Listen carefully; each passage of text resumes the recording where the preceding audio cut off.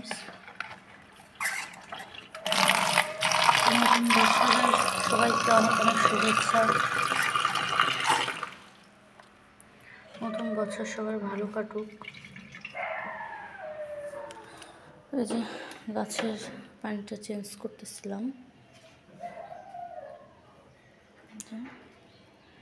অনেক সতেজ, অনেক তরতাজা একটি গাছ। তো যাই হোক, নতুন বছর উপলক্ষে আপনাদেরকে সবাইকে অভিনন্দন, শুভেচ্ছা। এই তো এই যে রান্না বসাবো। এই যে সকাল সকাল আপনাদের ভাইয়া এই যে গরুর মাংস এনে দিয়ে চলে গেছে অফিসে। তো এখন আমি এই যে এটা রান্না করব। তো কি আর বলবো, আপনাদের দোয়ায় ভালোই আছি। আশা করি আপনারা সবাই ভালো থাকবেন। নতুন বছরে সবার মনে আশা পূরণ হোক, এটাই দোয়া করি।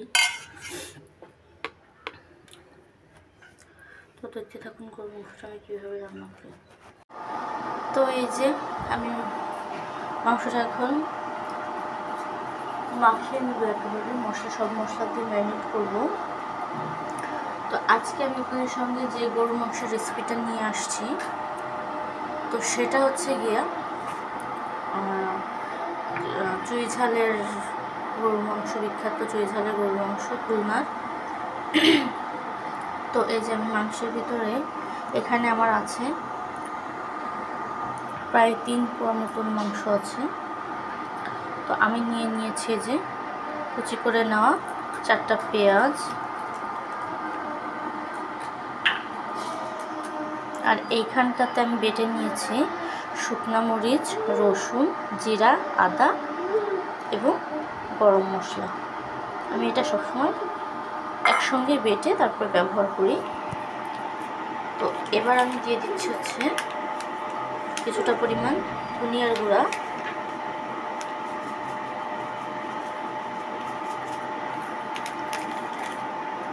তারপর দিব হচ্ছে লবণ,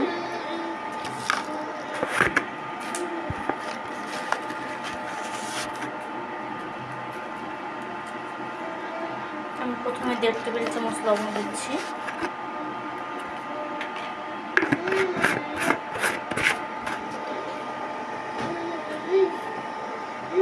লবণটা প্রথমে কম ব্যবহার করাই ভালো, যদি বেশি হয়ে যায় খাওয়া যায় না, যদি কম হয়ে যায় পরে দেওয়া যায়, এই কারণে লবণটা কম দিচ্ছি। দিয়ে দিচ্ছি 1 টেবিল চামচ হলুদের গুঁড়ো। আর সবসময় যে কোনো ধরনের গোশত রান্না করার সময় আপনারা চেষ্টা করবেন ঝালটা পেটে দেওয়ার। এবার আমি ব্যবহার করব হচ্ছে একেবারে পিওর খাঁটি সরিষার তেল, আমাদের নিজেদের সরিষা কিনে ভাঙানো, সেই তেলটা ব্যবহার করলাম। তো আমি এটাকে এখন ম্যারিনেট করতেছি। যে কোনো ধরনের গোশত রান্না করার সময় আপনারা শুকনো মরিচ বেটে দিবেন, আর চেষ্টা করবেন সরিষার তেল দিয়ে রান্না করার। এতে করে দেখবেন আপনাদের মাংস রান্নাটার স্বাদটাই একেবারে পাল্টে যাবে। তো আজকে এই যে হ্যাপি নিউ ইয়ার উপলক্ষে আপনাদের সঙ্গে যে চুই ঝালের, খুলনার চুই ঝালের বিখ্যাত একটি রেসিপি নিয়ে আসছি। তো দেখতে থাকুন। তো এখন আমি চুলাটা জ্বালিয়ে দিচ্ছি। এখন আমি হচ্ছে শুধুমাত্র এর ভিতরে পানি কোনো ইউজ করতেছি না, তবে অল্প একটু করতেছি, যেমন হাত ধোয়া যে একটু সামান্য পানি আমি এটাই দিয়ে দিচ্ছি, অল্প একটু পরিমাণ পানি। এখন আমি এটাকে ঢেকে দেব। তো এই যে দেখতে পাচ্ছেন আমি হচ্ছে ম্যারিনেট করে কোনো পানি দিচ্ছিলাম না, অল্প একটু পানি দিচ্ছিলাম হাত দিয়ে, আর বাকিটার থেকে এই যে পানি তেল বের হয়েছে এটা থেকে আমি কষাচ্ছি। তো ম্যারিনেটের সময় আমি একটা জিনিস ভুল করেছিলাম, যে আমি হচ্ছে গিয়ে সসটা দিতে ভুলে গিয়েছিলাম। তো সসটা আমি এখন দিয়ে দিচ্ছি।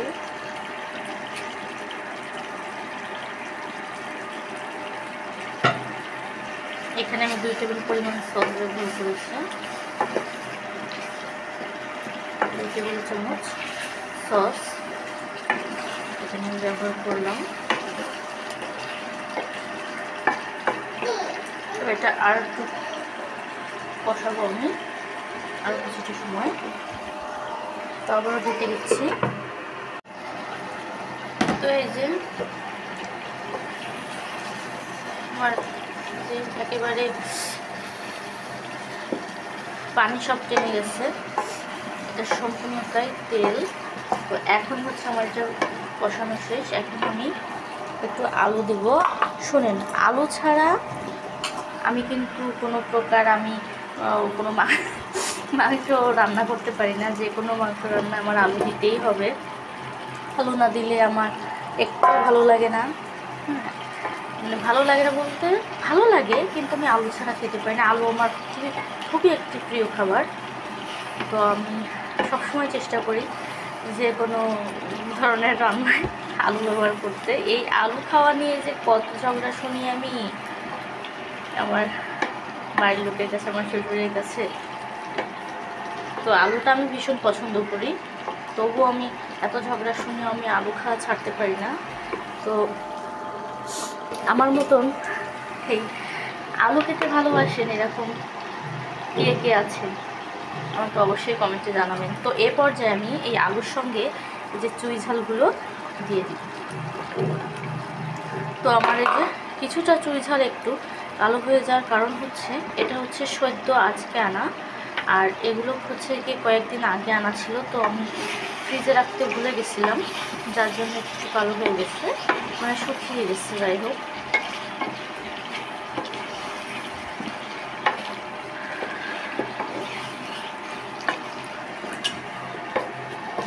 তো আমার মতন যারা আলু খেতে ভালোবাসেন তো অবশ্যই কমেন্টে জানাবেন। আর চুই ঝালটা কষিয়ে নেওয়ার জন্য অল্প পরিমাণে একটু হাফ কাপ পরিমাণ পানি দিয়ে দিচ্ছি এখানে।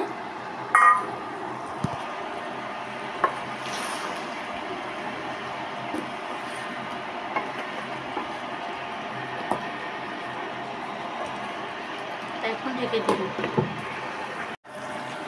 তো এই যে আমার সব কিছু কষানো হয়ে গেছে, এখন আমি ঝোলের পানি দিব। তো আলুটা অলরেডি সেদ্ধ হয়ে গেছে,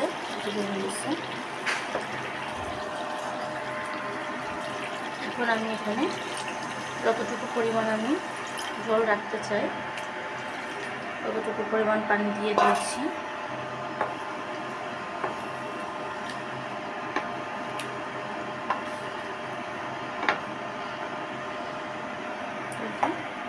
এখন আমি আবার ঢেকে দেব। নুনটা আমি অবশ্য কিছুক্ষণ আগে চেক করেছি, তো ঠিক আছে। তো এটা হইতে হইতে এদিকে আমি জাফরানি পোলাও তৈরি করেছি, ঝরঝরে এবং পারফেক্ট জাফরানি পোলাও। দেখতে পাচ্ছি যে পোলাওটা কতটা ঝরঝরে হয়েছে।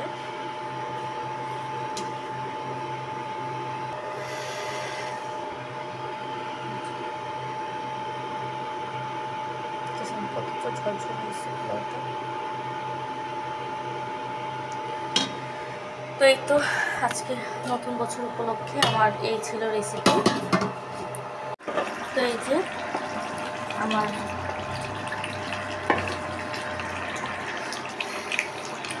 চুই ঝালের মাংস রান্না করা হয়ে গেছে। চুলাটা আমি অফ করে দিয়েছি। আমি এতটুকু পরিমাণে ঝোল রাখবো, বেশি ঝোল রাখি না।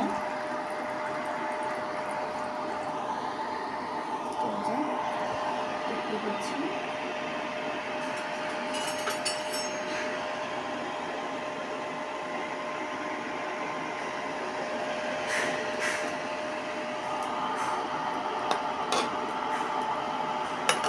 ঝোলটা।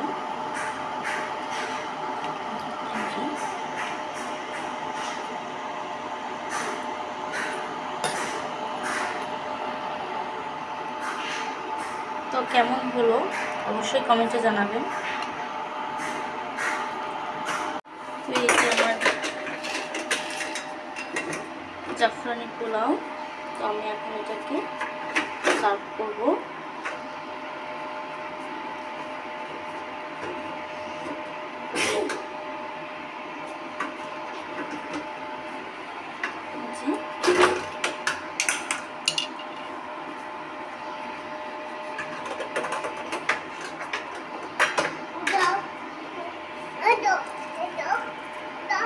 তো আমার পরিবেশনাটা কেমন হচ্ছে অবশ্যই আপনারা কমেন্টে জানাবেন। আমি কিন্তু অত ভালো সাজাতে গোছাতে পারি না, যেমন মনে হচ্ছে তেমনই করতেছি। এই যে এখন আমি আমার খাবারটা বেড়ে নিচ্ছি।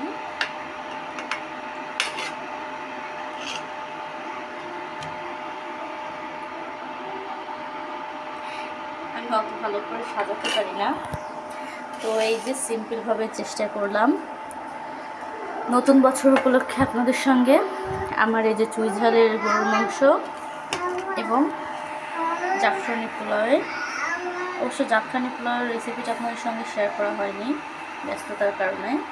তো এই যে কেমন হলো আপনারা অবশ্যই কমেন্টে জানাবেন। ভালো লাগলে অবশ্যই লাইক কমেন্ট শেয়ার করবেন। আর হ্যাপি নিউ ইয়ার সবাইকে, নতুন বছরের শুভেচ্ছা। ভালো থাকবেন, সুস্থ থাকবেন। আল্লাহ হাফিজ।